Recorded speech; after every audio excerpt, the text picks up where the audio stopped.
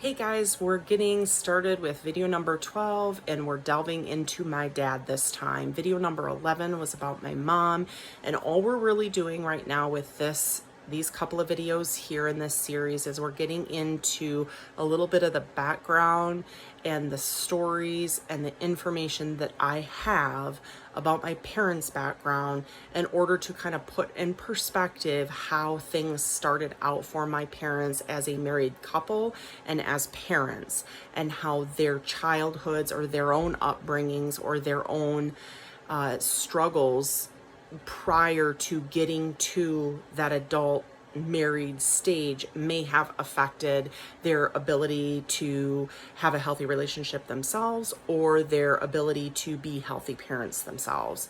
Now, in preparation for this video number 12, I actually realized that I mistakenly forgot to touch on this in the video about my mom, video number 11, where I talk about my mom's upbringing as a whole. And part of the reason it did not even occur to me to talk too much about her upbringing is because I don't know a whole lot about it. That is one thing that my mom just did not talk a lot about when I was growing up, is memories she has, things they used to do, the relationships between her siblings and her and with her parents. I know a little bit in the fact that I feel like I remember her saying things like, she didn't get along with her dad. She felt her dad didn't love her. She felt like her mom didn't stand up to her dad or stand up for the kids. That, my mom had a couple other older siblings and a couple younger siblings. And there's one sister of the two sisters that my mom had that my sister cannot stand to this day, does not get along with this one sister. There's jealousy, there's bitterness, there's old wounds that have never healed. I mean, we're talking, and so I know for a fact that there's at least a sister and her dad that my mom just, there's something there. Now, I touched on this in the other video too. My mom has some mental and emotional wounds from childhood, but I don't know the details of them.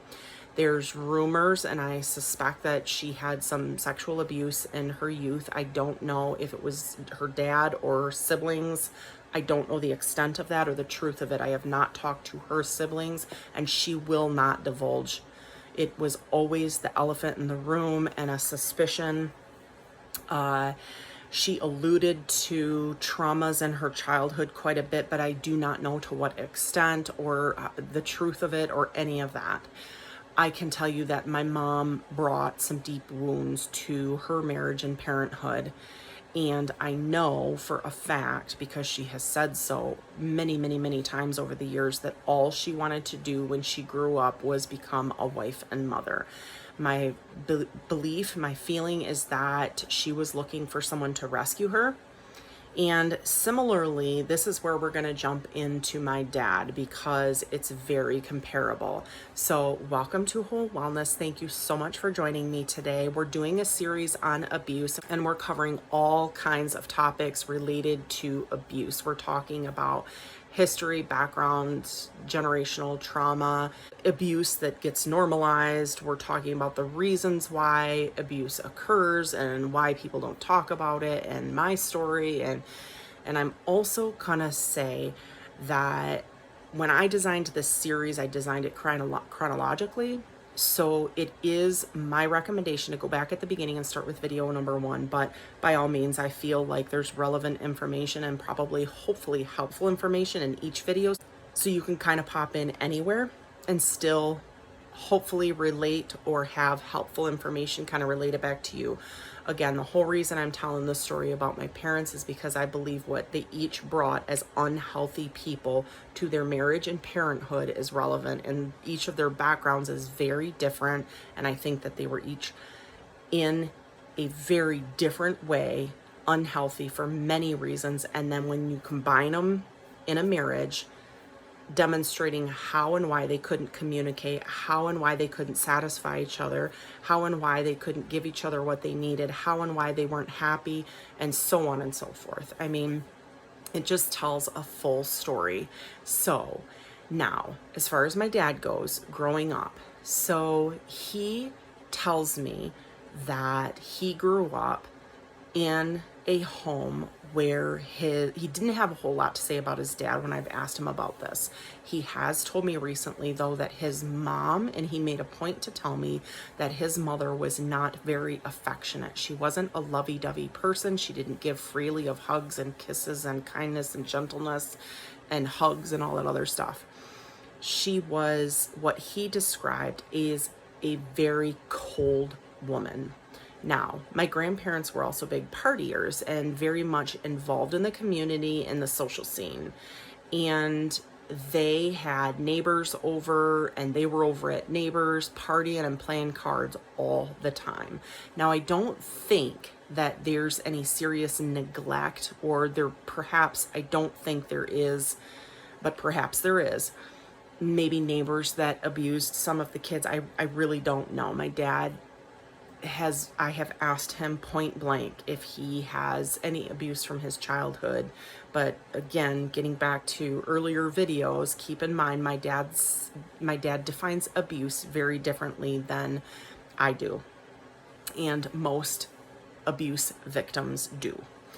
So when he says he did not suffer any abuse, even though he hemmed and hawed when I first asked him and he had to think about it for a minute, he finally did say no. So that's out of the horse's mouth. He says he didn't, so that's what we have to go with.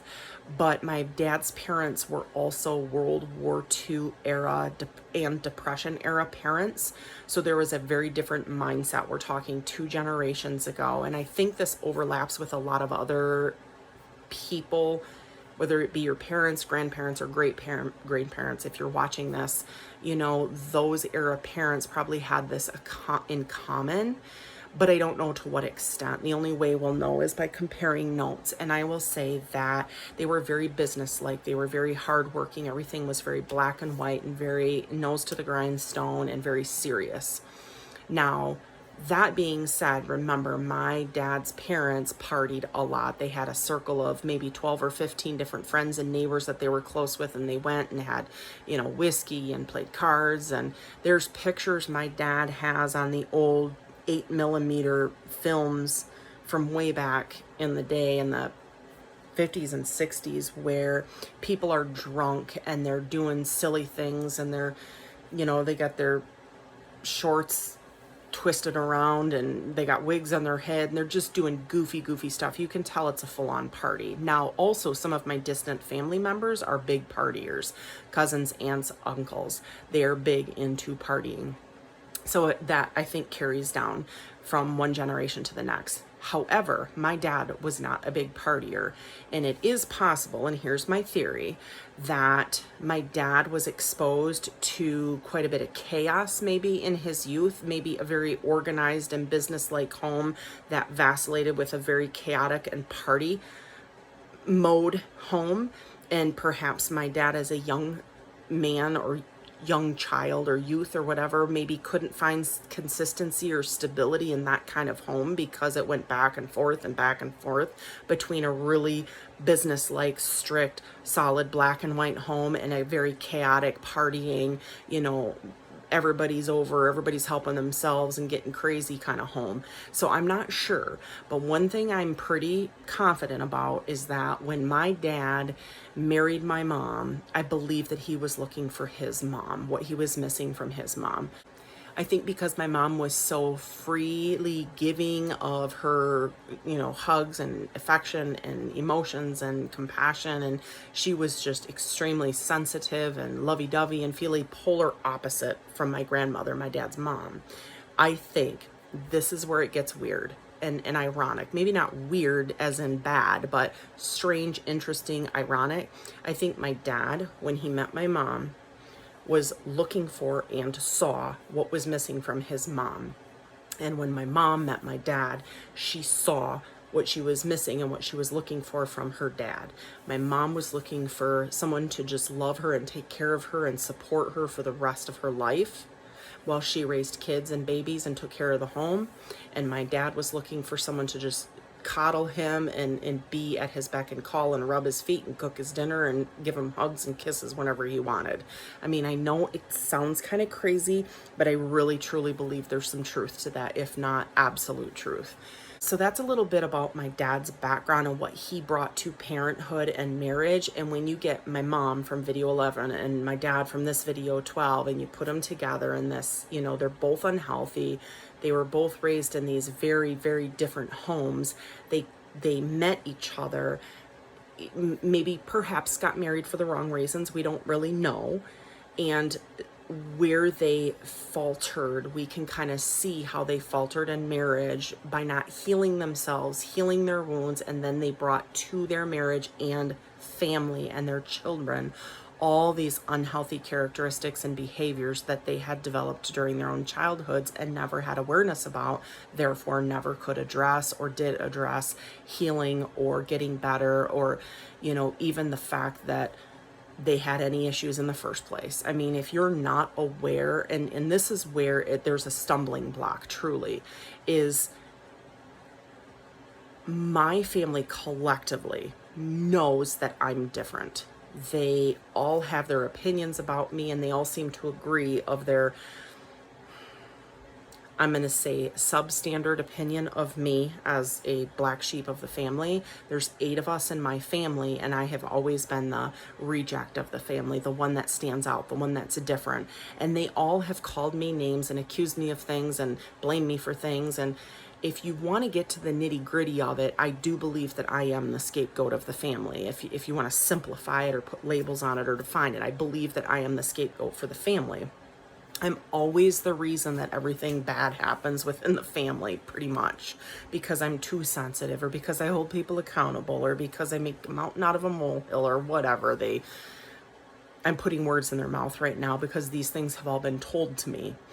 Now, that being said, I don't believe, because nobody's ever said anything to me, that any of my family members have ever actually listened to what I've said and stood in front of the mirror and said, is any part of this true? Could it possibly be true? Is there any truth to what Anne's saying?